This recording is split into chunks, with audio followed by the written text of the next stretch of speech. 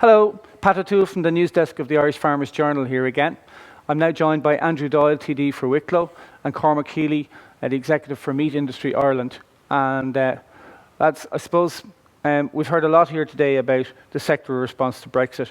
The Oireachtas Committee on Agriculture, which you previously chaired, has issued a report. IFA issued a report, both comprehensive, both quantifying the scale of the problem. But outside of farming, and you're in a mixed constituency, you're a farmer in Wicklow, but a significant urban population. Do you get the feeling that other people realise that the damage that Brexit could potentially do to Ireland, or is it on the agenda at all? Well, I think it is. I think we could just get a narrow focus and look at our own sector, our own industry, and certainly, you know, from the perspective of the whole agri sector, agri exports, and the wider industry. As Michael Creed inside will be saying, I can tell you, there's no upside for agriculture from Brexit, no matter how hard we work.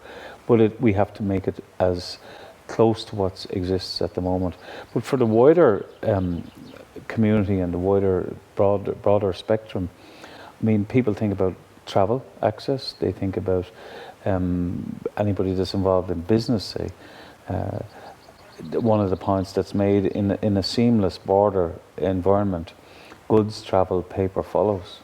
When you have a harder border of any description, the bureaucracy has to take place first. In other words, the paper goes first before the goods can travel. And from a logistics point of view, I think that's going to prove to be quite significant. And it was interesting, as you know, the Minister held 3 civic dialogues, or all-island dialogues on the sector. The first one was on basically the livestock, grain, the second one on fishing, and the third one was divided into 4 subgroups: forestry, the horticulture area in all of its guises, the prepared foods and prepared ingredients, and then the cereals, imports, grains. And in all cases, I think, sterling had a huge impact because it's already happened, but also the logistics of access and the seamless transfer of product either into Britain or through Britain was seen as a significant constraint to their and a challenge to their future. Going beyond that, within wider society itself, I think young people, and if you look at the marches that were even in the UK, anti-Brexit, pro-Remain, it was the younger population, the students' unions, etc., who really were vociferous immediately in the aftermath. And I think the same is here. I think our younger population see the value in being a European as well as being a national member of whatever nationality you are. So I think it does have resonance. I think we tend to concentrate and sometimes maybe miss the bigger picture and maybe consider that we're the only ones affected, but we're not. And I think there is a lot of concern, and that's why, for instance, the government and the Taoiseach took a decision that there should be a working group chaired, high implementation action group chaired by the department of the Taoiseach, rather than a specific minister for Brexit, which can become too sort of narrow focused. Cormac, I suppose the story of the Irish beef sector going back centuries, never mind generations, has been one of trade with the United Kingdom. When we were part of the British Empire, a huge plank of their cheap food policy was Irish beef. So it's evolved through independence and through co-membership of the European Union, but this is a unique challenge, isn't it? I mean, we've already had issues around labelling and the red tractor for Irish beef. The currency fluctuations have been devastating for stable trade. So what kind of problems are being presented by Brexit already? Yeah, it certainly is of unprecedented, etc. In terms of the challenge of Brexit. We have a huge tradition. Why wouldn't we? It's our next door neighbour. We share a common language, we share common cultures and tastes. And our food exports overall, but I mean certainly in the context of beef, the volumes involved, 250 to 270,000 tonnes, are phenomenal. And that market has continued to grow and evolve because it is a valuable market on our doorstep. one that would be very hard to replace. Our next largest market is probably a market that takes 50,000 tonnes, and that could be France or Scandinavia. So that's the scale of the challenge, were there to be a serious hindrance or impediment to trade post-Brexit. We obviously hope that that's not the case. I think we have managed to highlight, certainly to government, and I think increasingly now to Brussels, that unique position that the Irish agri-food sector finds itself in with that relationship. I suppose the scale of trying to deal with this, were we to have less favourable trading conditions in the future, will take time. Anything we achieve in that area in the meantime is all to the benefit of the Irish agri-food sector anyway, even if we do have a reasonable outcome, which is what we all want from this negotiation. We want a trading arrangement with the UK that is as close to what we have at the moment. We certainly want a transition period to any new trading relationship, because no industry, no business, no company, no exporter can deal with any kind of a cliff edge outcome. While British processors and British beef farmers have been competitors of ours, and are competitors of ours in the market, surely there's a potential alliance there, because I don't know what your counterpart is saying in the UK, but the threat of having to compete against produce from outside Europe with different standards of equivalence, traceability, animal welfare, would be just as challenging for British farmers and for the British processing industry as for us here. So, do they see that the shared common interest in maintaining standards? Yeah, I think, Pat, you're right there. I mean, there's certainly many in the UK in the beef sector over there. If we talk about beef, that see that threat of cheaper product coming from South America, from perhaps North America in the future, or Australia for that matter, and they see, Irish beef is well accepted there. There are sensitivities at times. There's always challenges. I mean, we are the exporter of Europe. We are going into these markets, the UK and continental markets, as hopefully the number 2 supplier behind domestic beef.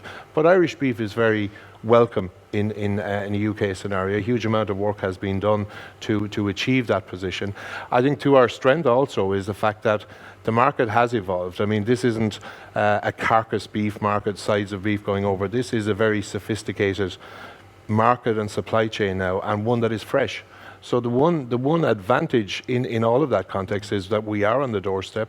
We have very well-defined logistics and supply arrangements, and just-in-time supply and delivery to retail, to food service, on a fresh basis. One challenge that they would have, and to our strength, is that they can't just overnight replace fresh products. So we certainly have to play to those trends. I think a huge amount has been done in building up those relationships. I think different segments of the UK market may be less sensitive or not to origin or some of those issues that you've mentioned. So, for many of the clients that we have developed over the years, there is a longer term commitment, and they won't be able to change that quickly. Now, provided we ensure that we don't have tariff scenarios, we don't have quota scenarios, and massive delays in terms of customs and clearance issues that the Minister referred to earlier. Andrew, I refer to your previous chairing of the Oireachtas Committee. Of course, your current position, Minister for State, the Department of Agriculture, and you have specific responsibility for forestry. The issues around vegetables and meat and milk have been well thrashed out, but I suppose forestry, but not just forestry, also our maritime industry. Could you just touch on the implications for forestry specifically, but also are we looking at a redrawing of our fishing rights vis-a-vis the UK? And I mean, they almost went to war with Iceland in the 70s over fishing rights. So how difficult politically an issue will fishing be, and will that drag itself into the broader agricultural and food debate?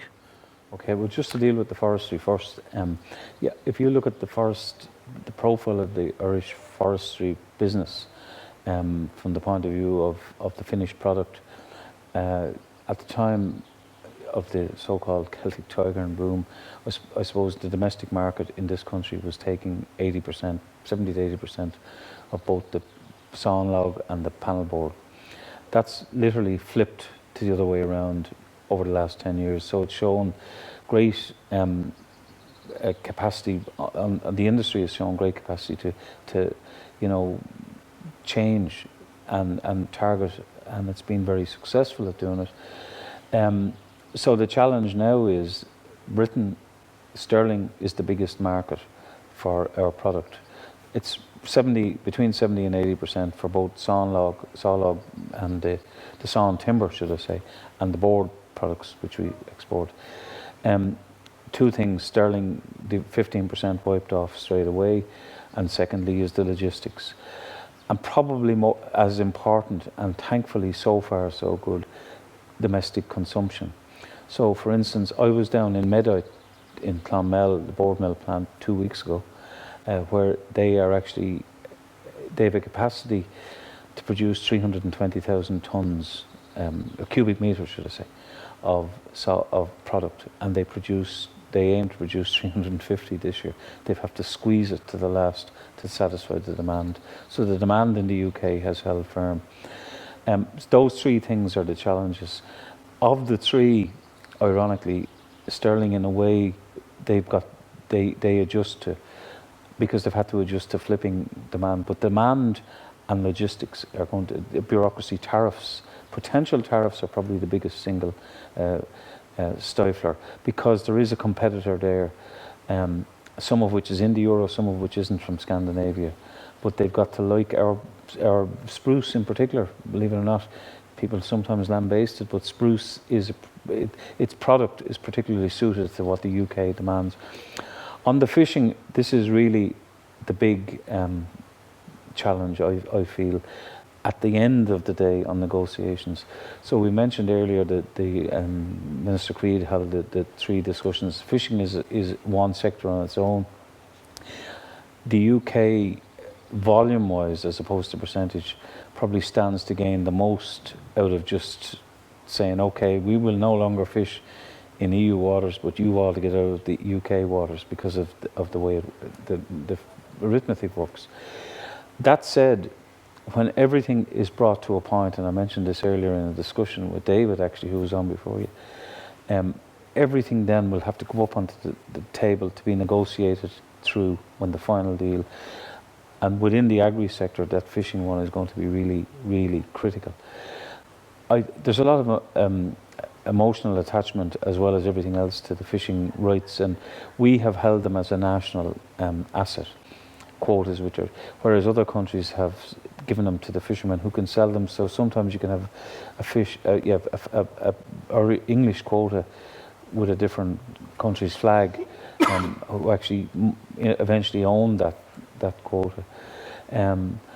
But in the end of the day, when a deal is being done, I think it's going to be one of the critical areas that we defend from our perspective, our ability to fish in the UK waters. We're an island, we share a land border, but we also share a coastline border, insofar as that we're on the one island. And I think that we have fishermen who fish north, which is technically UK waters. So from the island's perspective, I think, not that the North of Ireland fishing fleet is that big, they actually stand to be specific losers. So within all those contexts, there will be an agreement reached. I can't tell you what it'll be. I don't think anyone can, until the whole thing is put up on the table and finally negotiated out. But we've a long way to go, and I think it's good, and as Cormac has said, it's good that we keep it on the agenda. I think we're meeting, myself and Minister Creed and the Taoiseach are meeting the meat industry and farm organisations again later this week to just discuss the further implementation process, the further planning that's to go on. We have been trying to expand markets. In the last 5 or 6 years, the Chinese market has trebled, for instance, but they all pale in ways compared to what the UK is from a point of view of tradition and convenience and established reputation. So we have to protect that the best way we can. Complicated negotiations ahead. You could say that, yeah. Gentlemen, thank you very much.